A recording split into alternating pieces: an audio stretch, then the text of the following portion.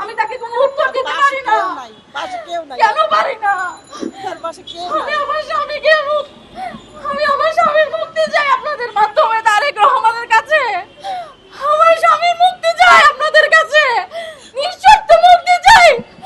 না হলে আমি আজকের পর থেকে এখানে যদি কোনো দাবি আমার যদি আমি কোনো বিচার না পাই আজকের পরে, আমি এখানে আমৃত্যু অনশন করব। যদি তারপরেও বিচার না পাই তাহলে আমার লাশের উপর দিয়ে যেন আমার স্বামীর মুক্তি হয়, আপনারা সেই ব্যবস্থা করে দিবেন। আমার পক্ষে আর বেঁচে থাকা সম্ভব না। আমি দীর্ঘ 1 বছরের উপরে লড়াই করে যাচ্ছি, আমি আর পারছি না। আমি নিঃস্ব হয়ে গেছি, ক্লান্ত হয়ে যাচ্ছি। আমার পাশে আমি কাউকে পাচ্ছি না।